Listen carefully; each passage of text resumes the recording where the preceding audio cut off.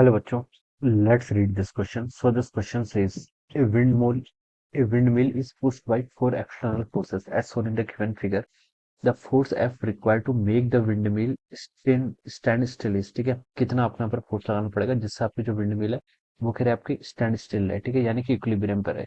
तो देखिए बच्चों, इस क्वेश्चन का की कॉन्सेप्ट आप क्या लिख सकते हैं, the key concept of this question. देखिए इस पर क्या लग रहे हैं आपके डिफरेंट डिफरेंट फोर्स लग रहे हैं। विंड मिल पर क्या लग रहा है आपके फोर्स लग रहे हैं। 10 न्यूटन का फोर्स लग रहा है, 1 न्यूटन का, 8 न्यूटन का एंड एफ, ठीक है, एट डिफरेंट डिफरेंट पोजिशन, ठीक है। तो यहाँ पर से देखिए अब इस क्वेश्चन का तो इस फोर्स के करस्पॉन्डिंग देखिए जो ये विंड मिल है इस पर क्या आएगा आपका रोटेशनल इफेक्ट आएगा, ठीक है। और फोर्स का जहां पर आपका रोटेशनल इफेक्ट आता है उसे हम बोलते हैं आपका मोमेंट ऑफ फोर्स। क्या बोलते हैं? Moment of force. So moment of force will be the key concept of this question. Alright, moment of force क्या हो जाएगा इस क्वेश्चन का की कॉन्सेप्ट, ठीक है। इसको देखिए हम डिफाइन कैसे करते हैं। इसको हम डिफाइन करते हैं फोर्स इंटू परपेंडिकुलर डिस्टेंस। क्या होता है आपका फोर्स इंटू परपेंडिकुलर डिस्टेंस। और ये डायरेक्शन भी होगी इसके, ठीक है, डायरेक्शन से भी क्या करेंगे इसको डिफाइन करेंगे। जैसे आपकी विंड मिल है, ठीक है, यहाँ पर आपका ये 2 मीटर डिस्टेंस है, ठीक है। एक फोर्स आपका यहाँ पर ऐसे लग रहा है कितना, 10 न्यूटन का। अब इस 10 न्यूटन के फोर्स के कारण देखिए इस विंड मिल की टेंडेंसी इस डायरेक्शन में ऐसा रोटेट करने की, okay, this is a tendency, alright. तो देखिए हम बता सकते हैं कि ये इसकी टेंडेंसी किस डायरेक्शन में, देखिए क्लॉकवाइज डायरेक्शन में क्या है, टेंडेंसी है रोटेट करने की, ठीक है। सिमिलरली देखिए एक फोर्स आपका यहाँ पर ऐसे 2 मीटर, यहाँ पर आपका एक 1 न्यूटन का फोर्स ऐसे लग रहा है, ठीक है। इस 1 न्यूटन के फोर्स के कारण देखिए हम क्या बता सकते हैं इसकी टेंडेंसी कैसे रोटेट करने की है, इसकी आपकी एंटी क्लॉकवाइज डायरेक्शन में रोटेट करने की, ऐसे, ठीक है।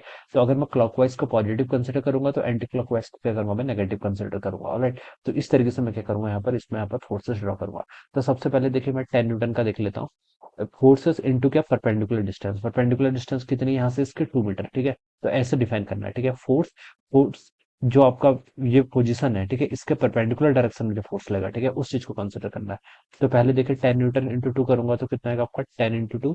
ये किस डायरेक्शन में आ रहा है आपका, क्लॉकवाइज डायरेक्शन में आ रहा है, तो इसलिए मैंने इसको प्लस ले लिया, ठीक है। उसके बाद देखिए अगला 1 न्यूटन का फोर्स लग रहा है यहाँ पर आपका 2 मीटर डिस्टेंस पर, ठीक है।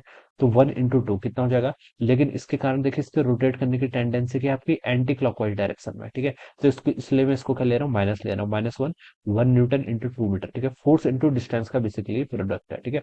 फोर्स इंटू परपेंडिकुलर डिस्टेंस, क्या बोल सकते हैं इसको more specifically, force into perpendicular distance, ठीक है। अब देखिए यहाँ पर फिर आपका एक फोर्स ऐसे लग रहा है, ठीक है, दिस इज 2 मीटर डिस्टेंस। एक फोर्स एफ आपका यहाँ पर इस डायरेक्शन में लग रहा है, ऑलराइट। अब इस फोर्स के कारण देखिए इसकी विंड मिल की टेंडेंसी किस डायरेक्शन मूव करने की है। इस फोर्स के कारण भी अगेन हम बता सकते हैं कि इसकी टेंडेंसी एंटी क्लॉकवाइज डायरेक्शन में है, इस डायरेक्शन में इसको रोटेट करने की टेंडेंसी, ठीक है, एंटी क्लॉकवाइज डायरेक्शन में, ठीक है। तो हम क्या लिखेंगे, एंटी क्लॉकवाइज को नेगेटिव से डिनोट करेंगे।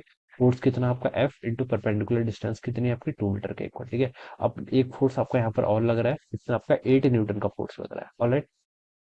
यहाँ पर देखिए 1 मीटर के डिस्टेंस पर आपका 8 न्यूटन का फोर्स लग रहा है ऐसे। इस फोर्स के कारण देखिए इसकी टेंडेंसी कैसे रोटेट करने की, ऐसे रोटेट करने की टेंडेंसी, तो हम बता सकते हैं क्या है आपकी क्लॉकवाइज। तो इसको हम क्या लेंगे, पॉजिटिव कंसिडर करेंगे। तो 8 न्यूटन इंटू आपकी परपेंडिकुलर डिस्टेंस 1, ठीक है। इसको आपका इक्विलिब्रियम पर होना है, स्टैंड स्टिल बोला तो नेट फोर्स आपका कितना आना चाहिए, 0 के इक्वल आना चाहिए। नेट जो आपका मोमेंट ऑफ फोर्स है वो 0 के इक्वल आना चाहिए, ठीक है। तो बस इसको सॉल्व कर लीजिए, 10 इंटू 2 20, माइनस यहाँ से 2 हो जाएगा, यहाँ से आपका -2 है, प्लस 8, 8 सॉल्व इक्वल टू 0। यहाँ से देखिए 20 + 8 कितना, 28, 28 -2 कितना, 26। 26 राइट साइड जाएगा तो -2 एफ इजिकल टू -26। और यहाँ से एफ की वैल्यू कितनी आएगी, 13 न्यूटन के equal. So this would be the answer of this question. ये क्या हो जाएगा इस क्वेश्चन का आंसर, तो कौन सा B option will be the right answer of this question. So I hope you all understood this concept. All the best and thank you so much.